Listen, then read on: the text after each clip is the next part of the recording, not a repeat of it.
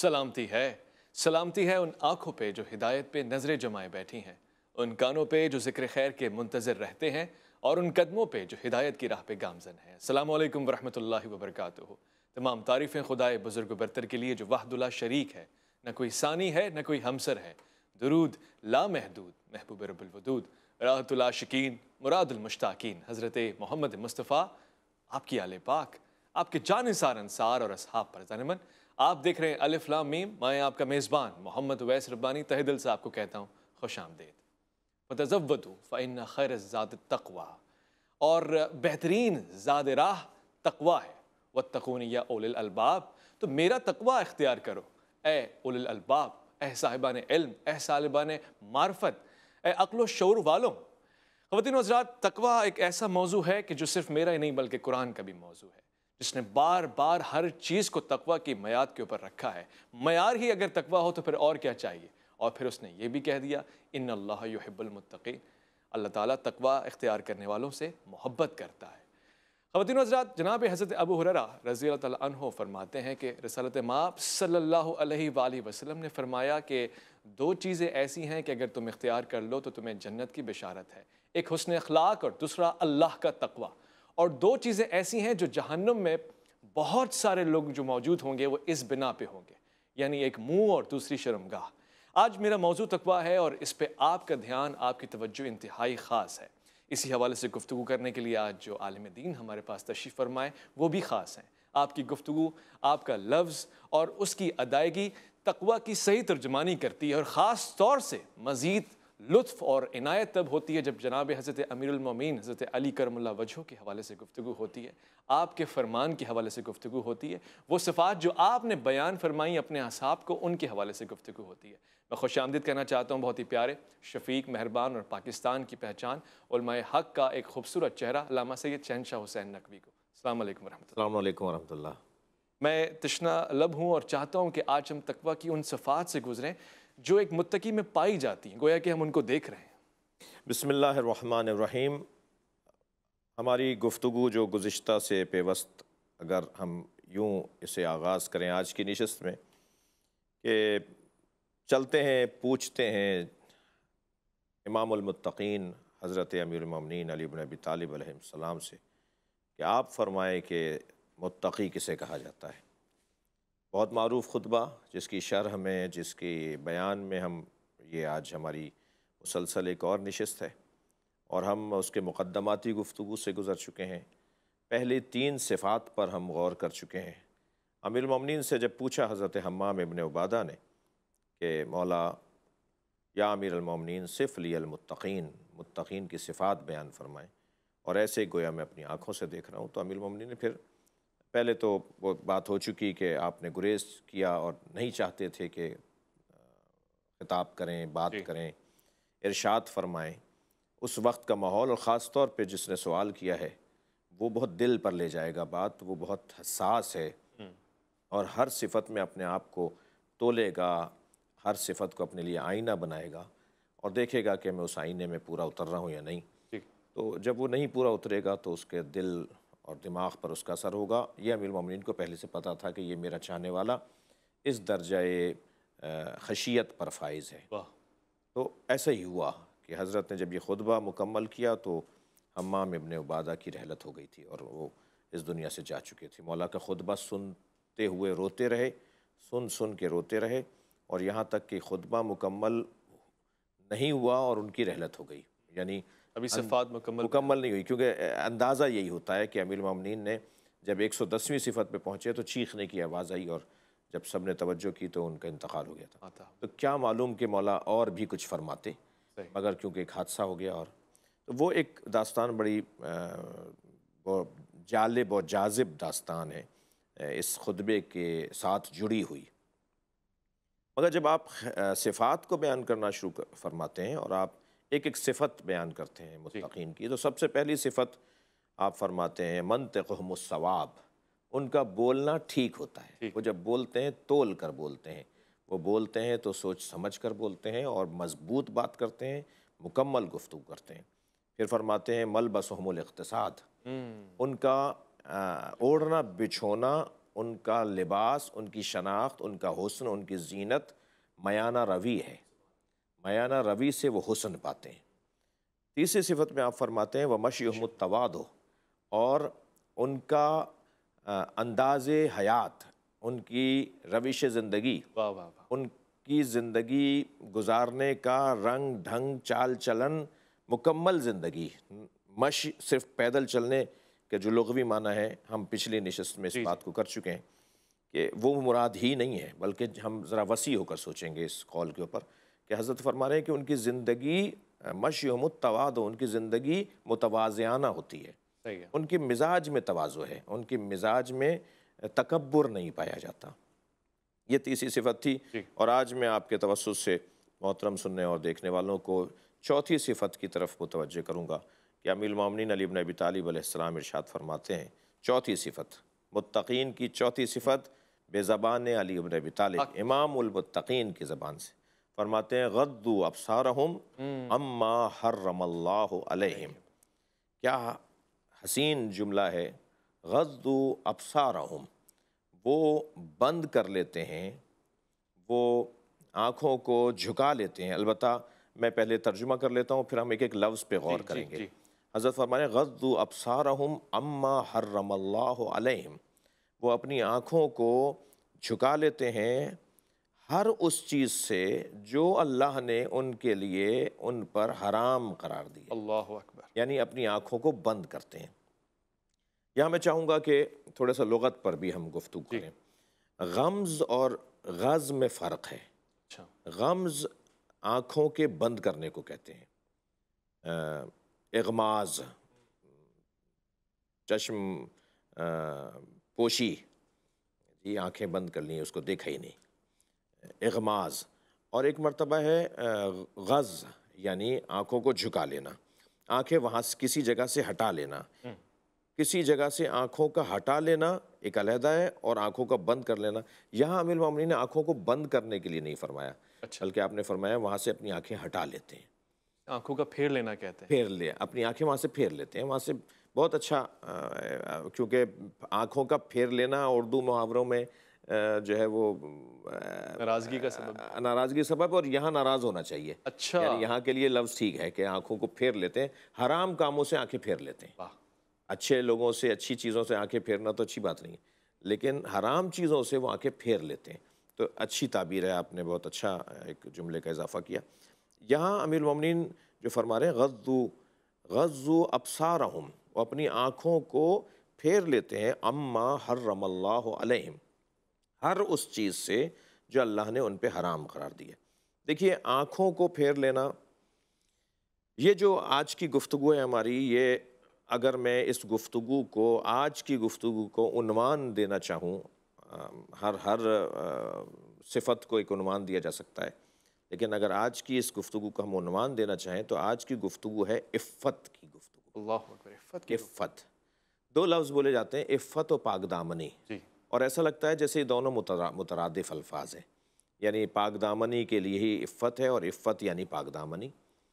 تو پاک دامنی یعنی تحفظ فروج، تحفظ جو ہے اپنی شرمگاہوں کا تحفظ، دوسروں کی شرمگاہوں کا تحفظ، اس کو ہم پاک دامنی سے تعبیر کریں تو بہتر ہے۔ وحافظین فروجہم والحافظین، جی، یحفظوا فروجہم، وہ جو اپنے متقین کو اللہ نے کہا ہے قل للمتقین، متقین سے کہیں، سورہ مبارکہ نور ہے یہ، کہ متقین سے کہو میرے حبیب کہ وہ اپنی آنکھوں کو بند کر لیں ان چیزوں سے جو اللہ نے ان کے لیے حرام قرار دیے، اور اپنے فروج کو، اپنی شرمگاہوں کو محفوظ کریں، ان کی حفاظت کریں۔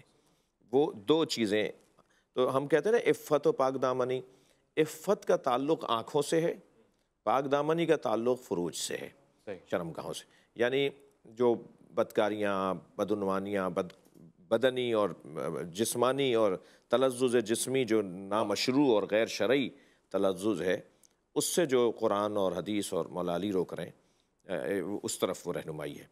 یہاں جو عفت کی ہے نا، دیکھیں آنکھوں کو وہاں سے موڑ لینا، وہاں سے پھیر لینا، وہاں سے ہٹا لینا جو اللہ نے حرام قرار دیے ہیں۔ جی، پہلی بات تو یہ کہ دیکھنا شوق دلاتا ہے، شوق رغبت اور عشق تک لے جاتا ہے، عشق انتہائی قدم اٹھوا دیتا ہے۔ واہ، دیکھنا شوق دلاتا ہے، شوق رغبت تک لے جاتا ہے، سے عشق اور وہ عشق سے انتہائی قدم۔ یہ خوبصورت اور لطیف جملہ ہے، میں چاہتا ہوں کہ اس پہ ٹھہریں، غور کریں، توجہ کریں، ہو سکے کاغذ و قلم ہو تو لکھ لیں۔ ہم جب لوٹ کر آئیں گے تو اسی سے آگے گفتگو کریں گے۔ الف لام میم میں آپ کا انتظار ہے۔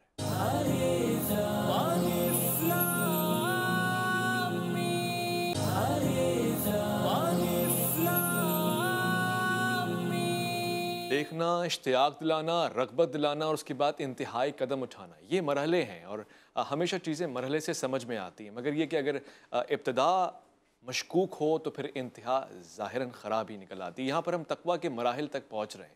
ہم نے پیچھے چند صفات کا ذکر کیا ہے، جو اگلی صفت ہے یعنی ان کا نگاہوں کا پھیر لینا، وہ بھی ان چیزوں سے جن کو اللہ نے حرام قرار دیا ہے۔ کتنی لطیف بات ہے یہ، اور اس کے بعد اس کے آگے بھی کوئی مرحلہ ہے، یعنی انتہا تک ہی ہے سارا معاملہ؟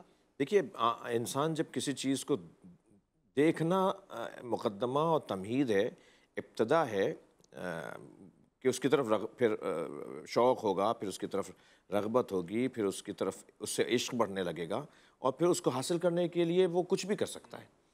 اب یہ جو دیکھنا ہے نا، تو وہ کس چیز، اگر پہلے سے پتا ہو کہ یہ چیز حرام ہے تو اسے دیکھنا ہی نہیں ہے۔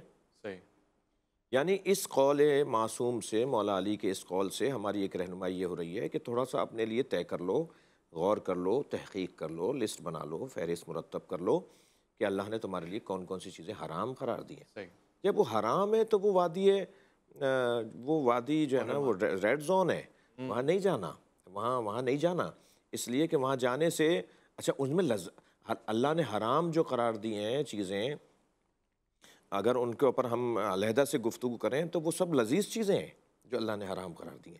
اچھا۔ مگر ان کی لذتیں معاشرے یا فرد کے لیے نقصان دہ ہیں یا معاشرے کے لیے نقصان دہ ہیں، ٹھیک ہے۔ آپ بہت سارے گوشت جو حرام اللہ نے قرار دیے ہیں، وہ اگر جو لوگ کھاتے ہیں ان سے پوچھا جائے تو وہ کہیں گے جی لذیذ ہیں، بہت اچھے ہیں۔ یا کچھ مشروبات ہیں جو ممکن ہے کسی کو، لیکن وہ جس کے اندر ذائقہ ہے، وہ ذائقہ فرد کے لیے نقصان دہ ہے یا بعض اوقات اجتماع کے لیے نقصان دہ ہے۔ مثلا میں خواری جو ہے، شراب نوشی جو ہے، وہ ممکن ہے کسی کے بدن کو اس سے فائدہ ہوتا ہو، نہیں معلوم مجھے، لیکن اس سے جو سماج کو نقصان ہے، پہلے فرد کو نقصان ہے، اس کی عقل جو ہے مغلوب ہونا شروع ہو جاتی ہے، اس کی عقل متاثر ہونا شروع ہو جاتی ہے۔ اب پہلے فرد کو نقصان ہوا، فرد اجتماع کو تشکیل دیتا ہے، پھر وہ تمیز چھوڑ دیتا ہے کہ یہ بہن ہے، ماں ہے، بیٹی ہے، زوجہ ہے، کون ہے، پھر وہ کام کر سکتا ہے، کر دیتا ہے کہ جو اسے نہیں کرنا چاہیے۔ تو ہمیں اس قول کے روشنی میں جو اللہ نے محرمات قرار دیے ہیں، جو حرام چیزیں قرار دی ہیں، جو گناہ کبیرہ ہیں، ان کی بہت بڑی لسٹ تو نہیں ہے، ہمیں ان گناہ کبیرہ کے بارے میں جو مسلم روایات کی روشنی میں گناہ کبیرہ کی لسٹ بنائی گئی ہے، بتائی گئی ہے، اس کو اگر ہم اپنے لیے عنوان قرار دیں تو ہم ان چیزوں سے پرہیز کریں، حرام۔ لیکن مولا کے اس قول سے ہم صرف جس کو کہہ لیجئے کہ صرف اس پہ نہیں رکیں گے، نہیں رکنا چاہیے ہمیں کہ جو حرام چیزیں ہیں، ہمیں تو عرفا سے سیکھنا چاہیے، کیونکہ عرفا کہتے ہیں کہ حسنات الابرار سیئات المقربین ہیں، یعنی نیک لوگوں کی نیکیاں اولیاء الہی کے گناہ ہیں۔ کیا مطلب؟ یعنی میں اس سے آگے جانا چاہ رہا ہوں اپنی گفتگو میں کہ حرام کاموں سے بچنا تو بچنا ہی ہے، لازم ہے، لیکن کچھ اپنے اوپر بھی حرام قرار دے دو، کچھ چیزوں کو اپنے اوپر بھی حرام قرار دے دو جو اللہ نے مکروہ قرار دی ہیں، جو اللہ نے نامطلوب قرار دی ہیں، جو چیزیں کراہت رکھتی ہیں انہیں حرام اپنے اوپر خود سے طے کر لو کہ میں یہ کام بھی نہیں کروں گا۔ اللہ کے اولیاء مکروہ کام انجام نہیں دیتے، اللہ کے ولی مکروہ کام انجام نہیں دیتے۔ وہ جو میں نے ایک جملہ عرفا کا میرے زبان پر آ گیا، میں اس کو تھوڑا سا اللہ کرے بیان میرا روشن ہو جائے میرے محترم سننے والوں کے لیے۔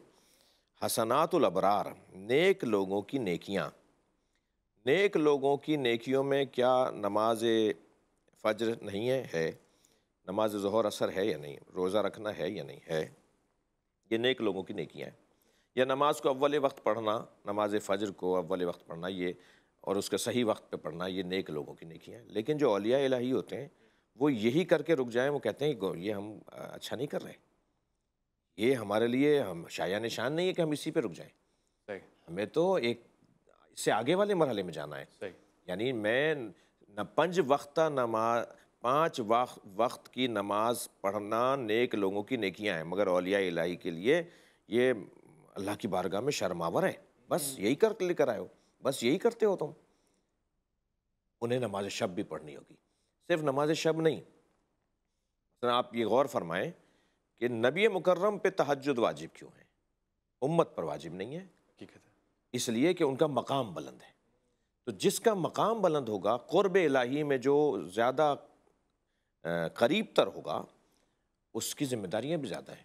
صحیح تو مولا کے اس فرمان کے مطابق صرف ہمیں حرام چیزیں نہیں، بلکہ ہمیں وہ چیزیں جو مطلوب نہیں۔ مثلا اللہ نے حضرت آدم و حوا دونوں کو روکا تھا نا، لا تقربا هذه الشجرہ، گئے دونوں۔ پھر جو اللہ نے ناراضگی کا اظہار کیا، نارضایتی کا اظہار کیا، وہ صرف حضرت آدم سے کیوں کیا، حضرت حوا سے کیوں نہیں کیا؟ مقام بڑا آسا آدم نے جو ہے وہ بات نہیں مانی جو ہم نے کہی، مگر روکا تو لا تقربا تثنیہ کا صیغہ ہے، دونوں کو دونوں روکا کے تھا۔ لیے۔ تو جب اللہ بعد میں جانے کے جو اور گئے بھی دونوں اس درخت کے قریب، تو دونوں کو کیوں نہیں اللہ کے آیت کے اندر، قرآن کے اندر کیوں نہیں آتا کہ دونوں کو اللہ کہتا ہے یہ جو صرف حضرت آدم کو کہا ہے؟ کیوں؟ اس لیے کہ آدم کی شایع نشان نہیں تھا، واہ حوا کر سکتی تھی یہ چیز۔ مثلاً اگر فرض کیجئے ہمارا کوئی مفتی اعظم، ہمارا کوئی مرجع تقلید، ہمارا کوئی عالم، بزرگ عالم دین کسی چاراہے پہ کھڑے ہو کے چائے پیے، تو کیا وہ چائے پینا حرام ہے؟ چائے تو سارے پی رہے ہیں، سب پی رہے ہیں، کیوں حرام ہے؟ لیکن کیونکہ اس کے شایع نشان نہیں ہے تو اس کی عدالت کو زائل کر دے گا، مروت کے خلاف وہ کام کر رہا ہے، شایع نشان نہیں ہے۔ صحیح تو صرف حرام کام نہیں، بلکہ ہر اس چیز سے آنکھوں کو بند کرنا ہے جو چیز شایع نشان نہیں ہے۔ ہر ایک کی شان بھی علیحدہ ہے، پھر ہر ایک کا مقام بھی علیحدہ ہے، ہر ایک کی زندگی کے تقاضے مختلف ہیں۔ صحیح ہے۔ مثلا علماء کرام سے ایک علیحدہ توقع ہوتی ہے، امت کو، نماز چاہنے والوں کو، محبت کرنے والوں کو، صحیح فرما رہے ہیں۔ مسلمانوں کو۔ سیاستدانوں سے ایک علیحدہ توقع ہوتی ہے، مثال کے طور پر ججز سے ایک علیحدہ توقع ہوتی ہے۔ تو ہر ایک کا جو ماحول ہے اس کی حفاظت، شؤون کی حفاظت، آداب کی حفاظت، جو تہذیب ہے، ہر کام کی ایک تہذیب ہے، ہر ایک کام کا ایک ادب ہے، صحیح ہے۔ ہر ایک کام کا ایک کہہ لیجئے کہ ایک اس کا خلق ہے، اخلاقی، سیاست کے اخلاقیات ہیں۔ مثال کے طور پہ علماء کے اخلاقیات ہیں، مثلا ججز کے اخلاقیات ہیں، مثلا فورسز کے اخلاقیات ہیں۔ تو ہر ایک کے بارے میں ممکن ہے کہ ایک کام کسی فوجی کے لیے کرنا صحیح ہو، ممکن ہے جج کے لیے صحیح نہ ہو، جج کے لیے صحیح ہو، کسی مثال عالم کے لیے صحیح نہ ہو۔ صحیح تو خود سے ہمیں یہ وہ والی گفتگو آ جائے گی جہاں ہم مولا کے اس قول کی روشنی میں ایک قدم اپنے آپ کو آگے لے جانا چاہتے ہیں، صرف حرام چیزیں نہیں بلکہ ہر وہ چیز جو تمہارے شایع نشان نہیں ہے اس سے اپنی آنکھوں کو بند کرو۔ جسے ہم عام زبان میں کہتے ہیں کہ اسے زیب نہیں دیتا، جی یعنی یہ اس کے مرتبے کے عین مطابق نہیں ہے۔ ہم بہت ہی دلچسپ گفتگو کر رہے ہیں خواتین و حضرات، مگر یہاں پر ظاہر ہے میری ذمہ داری بنتی ہے کہ میں عام سوال بھی پوچھوں جو عام ذہن میں سمائے جاتے ہیں، یعنی نظر ان چیزوں پہ کہ جس کو اللہ نے حرام قرار دیا ہے۔ گویا ایسی بہت ساری چیزیں ہیں جن پہ پہلی نظر تو پڑی جاتی ہے، کیا وہ بھی تقویٰ سے دور کر دے گی؟ لوٹ کر آئیں گے ایک مختصر سے وقفہ اسی سوال کے ساتھ، الف لام میم میں آپ کا انتظار۔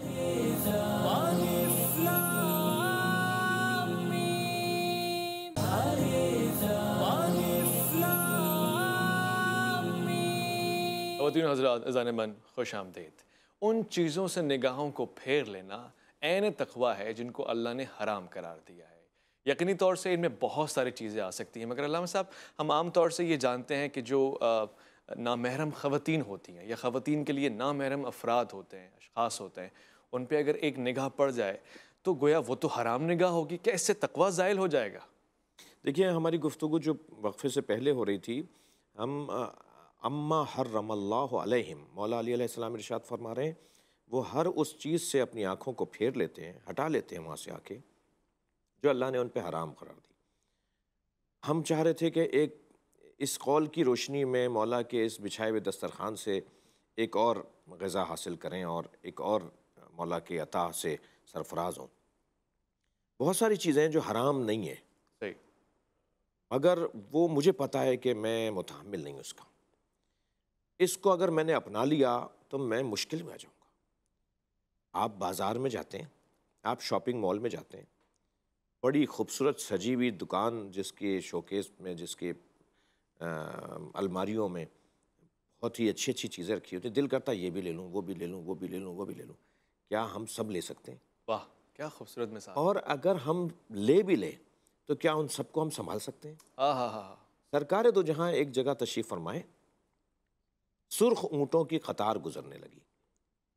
کوئی مالک تھا جس کے پاس سرخ اونٹ تھے۔ حضرت نے اپنا چہرہ موڑ کر پشت کر کے ان کی جانب پشت کیا اپنے اپنے اپنے اور رخ آپ نے بدل دیا۔ اصحاب نے کہا یا رسول اللہ آپ نے ایسا کیوں کیا؟ فرمایا ان کی محبت میرے دل میں آئے گی کہ میں بھی یہ رکھوں، میرے پاس بھی یہ ہوں۔ اللہ اکبر۔ میں آپ کے توسط سے پاکستان کے ہر طبقے کے عزیزوں سے گزارش کروں گا کہ یہ جو ہمارے ہاں جوانوں میں، ہمارے یہاں کی بیٹھکوں میں، ہمارے یہاں کی نشستوں میں گاڑیوں پہ تبصرے ہو رہے ہیں، مکانات پہ تبصرے ہو رہے ہیں، سواریوں پہ تبصرے ہو رہے ہیں کہ جی فلاں کمپنی کی گاڑی، فلاں ماڈل، فلاں باڈی، فلاں کلر، اس کی لائٹیں دیکھیں کیسی اچھی ہیں، اس کے ٹائر دیکھیں اس دفعہ کیسے اچھے آئیں۔ یہ جو گفتگو ہے دوسرے کے گھر جا کے اس کی چیزوں پر غور کرنا کہ ان کے اس طرح کا فریج ہے تو میرے ہاں بھی ہونا چاہیے، ان کے ہاں اس طرح کی گاڑی ہے تو میرے ہاں بھی ہونی چاہیے، انہوں نے ایسا بیڈ لیا ہے، انہوں نے ایسی مثال الماری لی ہے، وہ اے سی انہوں نے فلاں لگوایا ہے۔ یہ جو مولا فرما رہے ہیں نا اپنی آنکھوں کو پھیر لو ان چیزوں سے جو اللہ نے تمہارے لیے نہیں رکھی۔ کیوں تم ان چیزوں پہ غور کر رہے ہو جو تمہارے لیے نہیں ہے؟ ہمیں چیزوں پہ غور کرنا، لوگوں کی چیزوں کو دیکھ کر ان پہ تبصرے کرنا، کسی کے گھر میں عفت، آنکھوں کی عفت، یہ جب آپ اور ہم کسی کے گھر جائیں اور ان کی چیزوں پر ہم غور نہ کریں اور اس میں گم نہ ہو جائیں، یہ مولا چاہتے ہیں کہ ایسا ہو۔ اور اگر ان میں ہم چل جائیں گے، اس پہ غور کریں گے، ہمارے دل میں اس کی رغبت بڑھے گی، جا کر ہم کوشش کریں گے اب حلال حرام ہر طریقے کو، اچھا بچوں کو، خاص طور پہ خواتین سے میں گزارش کروں گا کہ ہمارے ہاں خواتین اس طرح کی گفتگو میں، بہرحال مردوں کا حال بھی بہت اس حوالے سے بہت اچھا نہیں ہے، لیکن خواتین کے ہاں کہ جی ان کے ہاں یہ چیز ہے تو ہمارے یہاں بھی ہونی چاہیے، اس سے مولا روک رہے ہیں کہ تم ہر چیز نہیں رکھ سکتے، تمہیں ہر چیز پہ غور نہیں کرنا چاہیے، نہیں دیکھو اس چیز کو جس کو سنبھال نہیں سکتے، اور اگر تم نے وہ لے لی تو اسے سنبھالنا مشکل ہو جائے گا، اور پھر اس کے لیے تم ایک چیز سے دوسری ایک مکڑی کے جالے کی طرح، جیسے مکڑی جالا تنتی ہے اور اسی میں پھر پھنس کے مر جاتی ہے۔ ٹھیک ہے۔ تو ہم نے اپنی زندگیوں کو قناعت پسندی سے نکال کر اور کفایت شعاری سے نکال کر اپنی زندگیوں کو مشکل بنا لیا ہے اس وقت۔ حقیقت ہے، حقیقت ہے۔ ہم اپنے جو باہر سفر ہے نا وہ بڑھاتے جا رہے ہیں، ہم سے اٹھے گا نہیں، ہم چل نہیں پائیں گے، ہم اس کی خاطر مسافتوں کو طے نہیں کر پائیں گے۔ وہ جو ہمیں سفر سبک باری کی وجہ سے اور ہلکے، ہمارے اوپر کوئی ایک ڈائری اٹھائی اور چلے گئے، ایک بیگ اٹھایا اور چلے گئے، تو کتنا اچھا لگتا ہے اس طرح کا اگر منظر ہو۔ تو مولا علی علیہ السلام ارشاد فرماتے ہیں کہ مجھے سبک بار لوگ اور یعنی آسان زندگیوں والے لوگ وہ زیادہ عزیز ہیں اور پسند ہیں۔ ہمیں ہر اس چیز سے اپنی آنکھوں کو پھیر لینا چاہیے جس کی محبت اور پھر اس کی رغبت اور پھر اس کا عشق اور پھر اس کے حصول کے لیے ہر جائز ناجائز عمل انجام دے کر ہم اپنے آپ کو مکڑی کے جالے کی طرح ایک الجھن میں مبتلا کر لیں گے، اور آخر موت کس بات پر ہوئی ہے کہ جی وہ گاڑی کا اور وہ بنگلے کا اور وہ جو پلاٹ کا اور وہ جو زمین کا اور وہ فلیٹ کا جھگڑا تھا۔ یعنی انسان اپنی زندگی خود اپنے ہاتھ سے بت ہمیشہ پتھر کا بنا ہوا نہیں ہوتا، بعض اوقات بت ہم خود بھی تراشتے ہیں اور اپنے اندر بٹھا لیتے ہیں بتوں کو، اور وہ کہ جس کے آگے ہم ہتھیار پھینک دیں، وہ کہ جس کے آگے ہم مجبور ہو جائیں، وہ خود ایک بت ہے۔ تو ان بتوں کو ممکن ہے نہیں صاحب ہم تو نمازی ہیں، ہم تو نماز پڑھتے ہیں، ہم بت پرست نہیں ہیں، نہیں، کچھ عادتیں، کچھ مزاج، کچھ طریقے ہم نے اپنے اتنے بنا لیے ہیں جو ہمیں مجبور کر رہے ہوتے ہیں ہر صحیح اور غلط کام کرنے کے لیے۔ لہٰذا مولا کے اس فرمان پہ ہم عمل کریں اور غور کریں وہ جو جس پہلو کی طرف آپ نے اپنے سوال کی صورت میں کہ نامحرم کو مثلاً ایک نگاہ دیکھا تو وہ تو حرام اچھا نامحرم کو ہی کیونکہ اس سے اب ایک مزاح بھی ہے کہ جی وہ نامحرم کو دیکھنا نہیں بلکہ دیکھتے رہنا حرام ہے، تو یہ والی جو گفتگو ہے یہ انتہائی مزاح والی گفتگو ہے اور اس کو تفریحی انداز سے لیا جاتا ہے، لیکن نامحرموں کے ساتھ کام کرنا، نامحرموں کے ساتھ تعلیم حاصل کرنا یہ قطعاً اسلام حرام قرار نہیں دیتا۔ اچھا، یعنی مشترکہ نظام تعلیم، مشترکہ نظام حصول معاش اچھا، آج دنیا میں رائج ہے، آج دنیا میں اس کی کثرت ہے، اس میں ایک چیز کا خیال اور ایک چیز کو حاکم بنانا ہوگا، اور وہ ہے عامیانہ اور سادہ زبان میں کہہ رہا ہوں کام سے کام رکھو۔ صحیح، تمہارے وہ تعلیم تمہارے ساتھ وہ پڑھتی تھی، یہ پڑھائی کے علاوہ گفتگو کیسے شروع ہو گئی؟ یہ پڑھائی کے علاوہ اور باتیں کیوں ہو رہی ہیں؟ صحیح، یہ ساتھ میں جا کے چائے کیوں پی جا رہی ہے؟ ساتھ میں جا کے مثال قلفی کیوں کھائی جا رہی ہے؟ یا اور اسی طرح آفس کے اندر کام کرنے والے نامحرم، پھر اس خاتون کو نصیحت کی جائے گی کہ وہ اپنے اسلامی حجاب میں رہیں، اسلامی حجاب میں رہیں، حیا اور شرم کا خیال رکھیں، تو کوئی غلط بات نہیں ہے اپنے آپ کو انسان۔ لیکن پھر میں یہاں کہوں گا جو ہم نے پہلے بھی کہا کہ اگر میں کوئی فرد کوئی شخص یہ سمجھتا ہے کہ میں اتنا بھی متحمل نہیں ہوں، ٹھیک ہے، تو واجب تو نہیں ہے کہ وہ وہاں کام کرے۔ صحیح، اللہ کی زمین بہت بڑی ہے، رزق دینے کا اس نے وعدہ کیا ہے، کوشش کرنے والوں کو ہمیشہ نتیجہ ملتا ہے۔ حق، بے شک، سبحان اللہ۔ تو اس انداز سے آگے بڑھیں تو حرام کاموں سے بھی بچ سکتے ہیں اور غیر ضروری خواہشات سے بھی محفوظ رہا جا سکتا بھائی کمال ہو گیا، یعنی آج کی گفتگو میں ایک ایک لفظ، ایک ایک جملہ انتہائی قیمتی تھا، سونے کے پانی سے لکھے جانے کے قابل تھا۔ خاص طور سے اس سے پہلے آپ نے مرحلات پہ گفتگو فرمائی ہے، اور پھر آخری حصے میں یہ بات تو انتہائی عمدہ ہے کہ سارے ہی بت پتھر سے نہیں تراشے جاتے۔ یہاں پہ تو قرآن بھی واضح طور سے فرماتا ہے افرائیت من اتخذ الہہ ہواہ۔ واہ، تو آج کی اس نشست میں اسی جملے کے اوپر اختتام کرتا ہوں۔ ربط قائم رہے گا، تسلسل قائم رہے گا، تقویٰ کی صفات کو ہم مزید تلاش کریں گے، لوٹ کر آئیں گے ایک اور پروگرام میں آپ کے ساتھ۔ اب تک کے لیے اجازت دیجیے گا، اپنا بہت خیال رکھیں گے، آپ اپنے سے بڑھ کے خیال رکھیں گے، ملک پاکستان کا، اللہ کے فرمان کا، اللہ کی امان میں۔